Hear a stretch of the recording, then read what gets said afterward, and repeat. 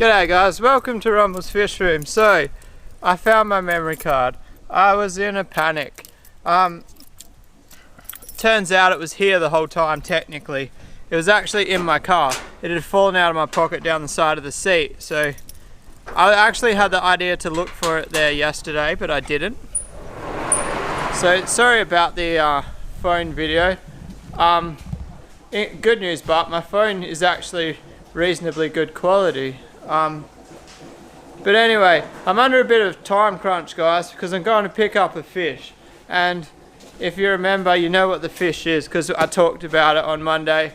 Well, after a turn of events, I got a message yesterday saying the fish is still available. So we are getting the fish that I talked about in Monday's members only video. I didn't actually post it on Patreon this week, and I got no complaints. If you are on Patreon and you wanted to watch it and I haven't put it up, just let me know. The reason I didn't post it on Patreon, because I noticed most of the Patreons move straight over, which is humbling because that means that they're supporting me straight away. Alright, let's go.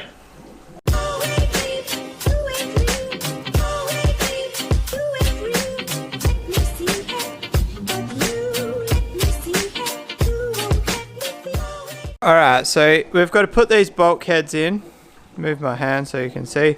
I'm going to drain the bottom tank. I'm going to take the fish out and put it somewhere. But anyway, before we do that, I just want to quickly say something. I don't know why I'm going to say this, but anyway, we're replacing the fish room doors real soon because the door's actually fallen off the hinge. It's ripped the screws out of the MDF, and then I've put longer screws in, and now it's ripped the longer screws out. So keep an eye out on the channel for the next few weeks. Hopefully we can get some new doors up, and I'm going with a bit of an innovative product. Innovative? I don't know if that's the right word, but I'm going with a product that is not commonly used for doors. Alright, so back to the video. If I come back here and flick this switch, ding, let there be light. Probably should have turned that on before I started the video. So the bulkheads, I'm actually going to be putting them up the correct way. Even though every one of my bulkheads in the fish room is upside down. They're upside down for a reason, but I can't remember why. I don't know. But anyway, on this rack, actually I remember why. They're upside down because when you're transporting them, I'd prefer to have the long bit inside the tank, so you can just unscrew it and there's only a little bit on the bottom. In this case, these are all inside the tank. None of them are sticking out the bottom, so there's no need for that. But did I already say it? I'm gonna drain. Oh yeah, I did. I remember now. So drain that tank while I put the bulkheads in, and then I'll be back. Alright, so I put them in. I don't know, you guys, I'm pretty sure I've shown you these before. This is my tool to tighten these. So it's literally just a PVC fitting,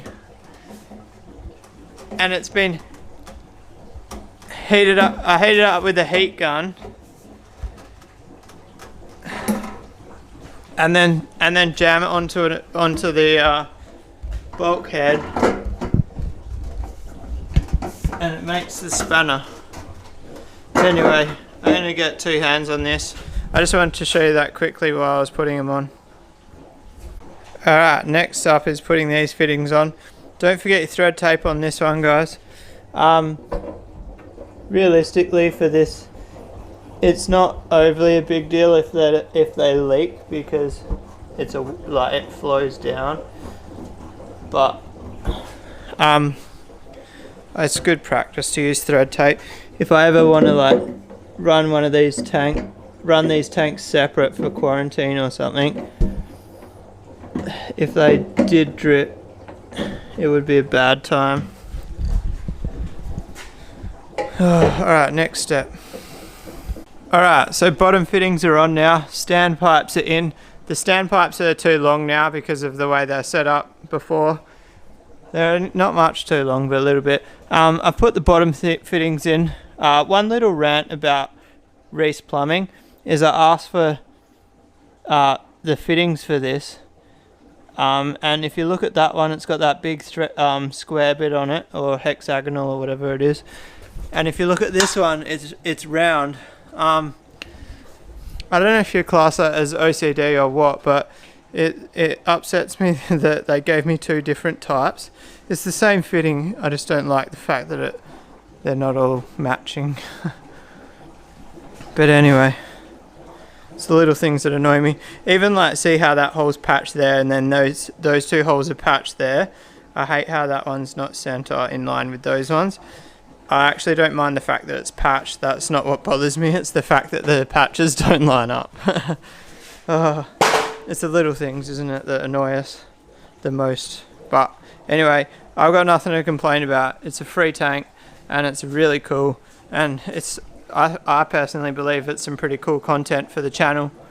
Let me know if you guys think it's cool content for the channel. Alright guys, where did I leave off? So basically, I just muscled it with my wife. Props to her. She is the single best thing in my life. Look at how many fish tanks I own. That's a testament to how good she is. But anyway, I moved the blocks forward, but not right to the front. And I also put some new styrofoam underneath the ends. So basically now, because that bottom is set higher, as the ends crush that styrofoam, it should pretty much be touching the glass bottom underneath there. If you don't know what I'm talking about, jump back to the video where I've glued that bottom in and you'll understand. So now, I guess I just got to put water in it. It's just a case of turning a tap on with this one because it'll overflow from the top down. So the top one, for some reason the standpipe is the exact height that I need. The other two need cutting down. But I'm going to do what I did last time. If you're actually watching, as it overflowed, I took the standpipe out and cut it. So I'm going to try to do that again. I know it means standing in front of it while it's filling, but besides cutting those pipes, I'm going to keep my distance.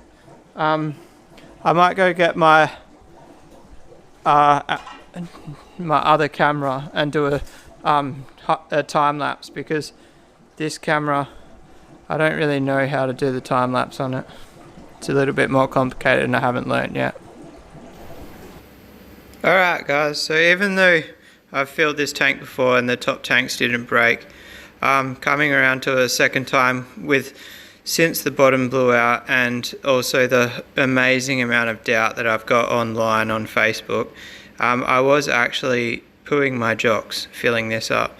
So the reason I'm not in the window on this footage is because I'm actually sitting on my motorbike in the background, legs up off the ground and everything. I know, actually legs off the ground is no point, nothing to do with it, but basically I was sitting 5 meters away from this rack.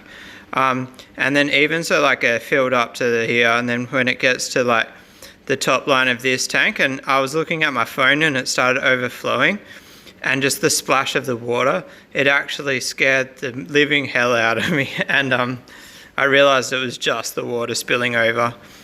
So I did the same thing as last time. I cut the standpipes. I cut it like 3 times. You'll see, like, I watched it again, cut it again. It was really hard to guesstimate it because the flow of the water coming out of the tap is actually faster than I'm going to have it running when it's got the pump on it. So I'm probably just going to put a collar sleeve on them and cut them a little bit shorter so I can adjust the height, because I want it to be completely rimless. And then same thing on the second tank, or third tank in this case, but I was scared. Like, I was only going near it just to quickly change that, and then to cut that, and then I stayed away from it.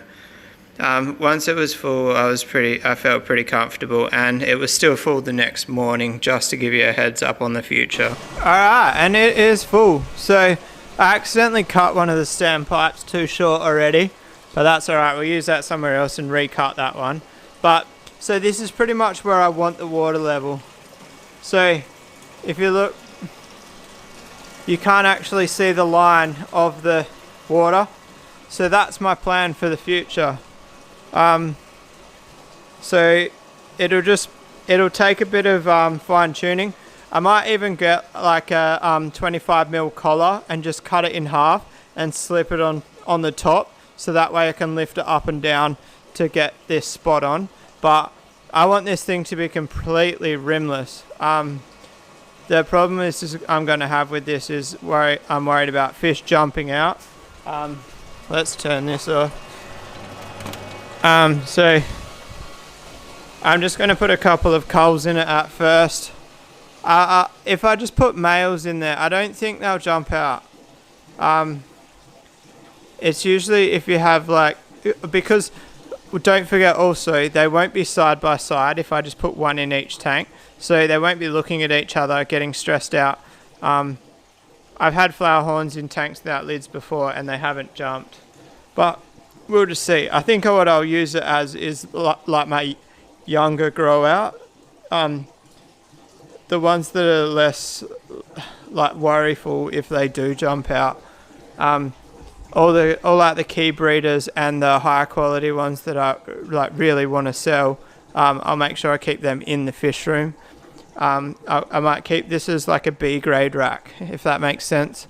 I really want to concentrate on breeding extremely good quality line of flower horns that I can, but I'm kind of thinking about releasing some like a B grade line that's like more around like the $150 to $200 mark. Still higher quality than some people sell. Like my version of a cull is a lot higher than other people. So I don't know, drop a comment below. Do you reckon it's a good idea, or do you reckon that it's bad for the hobby if I release some B grade fish? I don't know of an example. Look, see, like this guy here, perfect example. He's just got like a lack of purling. That's the only thing that I can see that's wrong with him. So that would be classed as a B grade fish to me. So normally I would cull that, but like I'm saying, do I keep that in this situation? I don't know. Chances are I probably won't do it, guys. Maybe, we'll see. The problem is if I sell a B grade fish and then somebody says they got it off me, and then somebody that's looking for an A grade fish sees how one of my fish turns out, I don't want that on my name, sort of thing. Yeah, so I don't know. It's something that I've always considered doing, but I've never done, and I don't know if I could bring myself to do it. But I don't know. It could be a good opportunity for people with less money. Even though it's a B grade fish, that's got the same genetics as, or same genetics as my A grade fish. So even though they're B grade, you might just have to cull a bit heavier if you do decide to breed one of the B grades. I don't know. I'm just trying to talk myself into something I don't really want to do. But anyway, the tank's full. It didn't crack. I don't know why, but I was way more nervous filling it up this time than the first time. I think maybe because the bottom popped out last time.